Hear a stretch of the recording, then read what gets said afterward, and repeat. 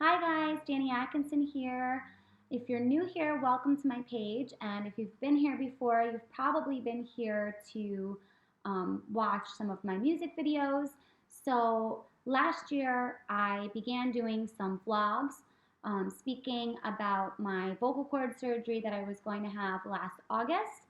And I got some really great feedback from some of you, and actually I've had a few of you reach out to me and ask me to do more videos and follow up on how the surgery went and how I'm feeling now because you are going through the same thing.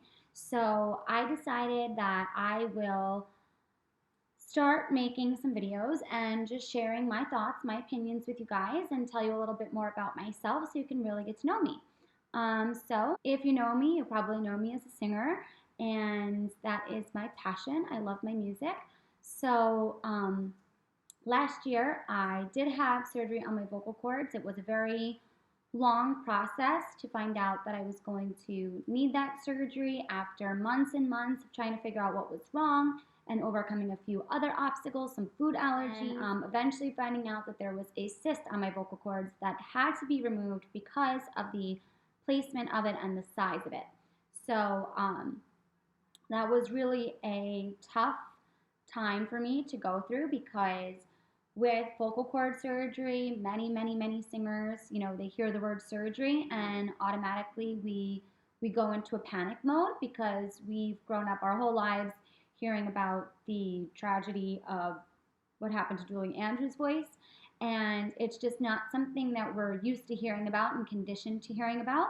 So, if you think about an athlete, we're so used to hearing that, that baseball pitcher needs surgery on his arm and then he's going to recover and he's going to be fine. He's going to be like brand new, better than brand new again. With a singer, we think of our vocal cords as such a fragile part of us that we're so protective over. And vocal surgery is, it used to not be as common.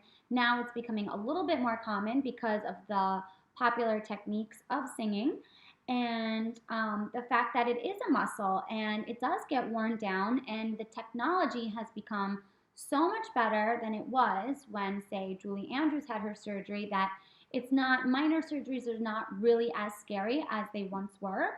So for instance, my surgery was actually very routine and not anything overcomplicated. It was actually about 40-minute procedure. And then, you just have to recover from the anesthesia and all of that, which actually what I went through was a pretty funny story, and maybe I'll share it later on. But today I want to focus more on how I felt recovering from the surgery because I think that's a really important part of it. How you recover from it is almost bigger than the surgery itself. So I was terrified because the immediate recovery is that you can't speak for 14 days. So you have this very vulnerable moment where your vocal cords are operated on. You're scared to death. I was so scared. The couple months leading up to it, I was very nervous, and then just about my voice and my voice recovering. And then the night before, I got totally freaked out and scared just of going under anesthesia in general. So then you wake up from the surgery and you cannot speak. You cannot say one little word. You can't whisper, nothing. Whispering would be the worst. So your only communication is to write, to use the phone and text, which was actually a little bit easier for me to just like write in my notes really quick, and that was like just show someone, easier than writing by hand. So I woke up from the surgery and immediately I wanted to two things. I was so nervous because my mom wasn't there and I was freaking out because they told me she would be there when I woke up. So I was panicked and trying to come out of the anesthesia, panicking because I was so exhausted. There was a baby in the recovery room next to me, like a 4-year-old, hysterically crying. So that's actually what jolted me. And so I'm trying to like bring myself out of anesthesia to become awake. And I was so exhausted. And my mom and dad were not there, so I was freaking out. And because I knew that my mom would be a nervous wreck and she would be nervous about me. So I was like, where are they? And I wanted to see my doctor and know that the surgery was successful. So, my immediate thought when my parents weren't there was, oh my God, did something go wrong? And that's why they're not here, because they told me they would be there. Tried to get the nurse's attention because I couldn't say hello or excuse me. So I had to fight to get their attention a little bit. And then finally, when I did, I asked for, pen and paper because they didn't know that I couldn't speak. And motioned, to my throat, can't talk, need to write. I immediately asked for my doctor, fell back asleep. My doctor woke me up. I wrote down and asked her, was everything okay? She was amazing. She told me everything was wonderful. And then fell back asleep, fighting myself with anxiety, trying to get back up because I'm thinking about my parents. And then finally, they started to move me from the bed. My parents came in, and I was so weak and so beat up feeling that I just started hysterically crying. And I was the whole 2 weeks where you can't speak. It's really, really hard because all you want to know is that you're going to sound normal when you speak again and that you're going to be okay and fully recover. And you have no way of knowing that. So when I could speak again, I didn't totally sound like myself because your vocal cords are a muscle and they were swollen. So I needed time for them to fully heal before, I 100% sounded like myself, even speaking wise. And you have to wait a couple more weeks until you can fully sing. And although I started singing, I would say that it took actually a couple of months before my voice was fully back to absolute normal. So I did start singing and belting, and I felt so much better. The psychological aspect of it, that you've had this cyst as a part of you, in my case, for years. And you've gotten used to singing with it, and you've also gotten used to the anxiety that you felt when you had to perform because you weren't sure if your voice was going to give out. So now you have to adjust to the fact that you don't have to live that way anymore, and you don't have to feel that way anymore. So that was a lot for me to get over at first. And actually, my first performance that I had, I kind of struggled a little bit because I was so freaked out and I was so nervous. And I still had to let go of that stage fright that had developed when I was a little girl. I mean, I was the 6-year-old that would stand on the benches in the mall and sing at the top of my lungs and just want a crowd to form around me. So I could never understand when somebody loved to sing, but they had stage fright. The two things just didn't make sense to me because I had never experienced that before. I was just naturally wanted to be in front of a crowd and wanted people to hear my voice.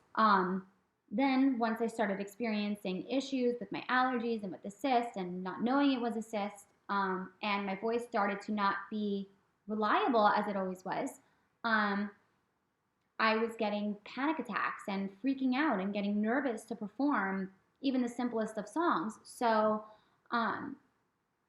that was something that I just started to carry with me. My first live performance, I did the national anthem at an Alzheimer's walk, and I was flustered. I got flustered. I mean, I got through it, but it was not what I would say was my strongest vocally, and it wasn't my absolute best. I wouldn't say I was 100% recovered, and that was about 2 months after the surgery. So I think that I rushed it a little bit, and I could have waited a little bit longer before performing, and I should have. So I would I would recommend that to anybody else that is going through this. As I said, it also depends on your injury, on your on your surgery, the type of surgery that you're having. So for me, it was just literally the removal of a cyst. For other singers, there's a million different injuries that you could have, and it wasn't nodes or anything like that. So there was not going to be any scarring on my vocal cords. But, so the recovery process for that is much different. But I'm just talking about what I personally went through. And although I was cleared to sing at that point, I don't think my voice was fully at its strongest yet.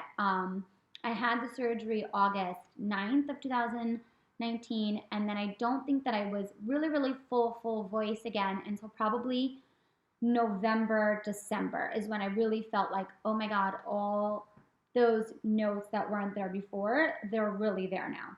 And that also could have just been the psychological aspect of, realizing that, okay, this cyst is not part of me anymore. And that's really something that I had to come to terms with. For anybody that has to go through something like this, yes, you're going to be scared.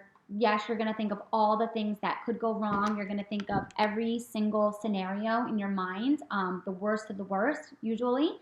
And the technology is so advanced today that they really, this surgery is not something to really be frightened of. Go through it, come out on the other side stronger than ever, and you're going to feel so much better. If you listen to the videos that I recorded right before surgery, my speaking videos, you'll hear how hoarse I was in my voice, just from speaking and not even from singing. And now just the crisp clarity of my voice that's back, I literally feel so much better. I felt so vocally fatigued all the time. So that's that. That's been my journey with vocal cord surgery. And if you have any other questions, just comment them below and I'll be glad to answer them and let you know more about my journey, more details. So part of what I want to do on my page is talk about some things going on in pop culture, some of the juicy celebrity gossip. So today we are going to talk about Kelly Clarkson and her divorce.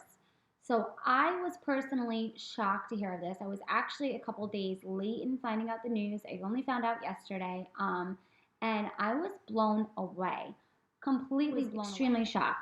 Every time Kelly speaks of her marriage, of her husband, she always acts so over the top, giddy about him, about their relationship. So I was really surprised. It kind of made me think a little bit about how people portray their relationships on social media and in public forums. So whether it's on Instagram or Facebook, and then celebrities, in their interviews, sometimes when people are too over the top and too lovey-dovey and they try to broadcast how happy their life is, sometimes I'm a little bit skeptical and I question, are they really that happy or are they trying to prove something? Because when you're really, truly, fully content with yourself and with your relationship, do you need to post about it and publicize? I'm curious to hear your thoughts on that. Comment below and let me know what you think about couples that overshare on social media. But maybe, just maybe, because she's going through this divorce, we'll get a little bit of like old school Kelly back and we'll get some of her more angsty pop songs. A little, since you've been gone, I can't breathe for the first time. So moving on, yeah. Thanks to you, now I get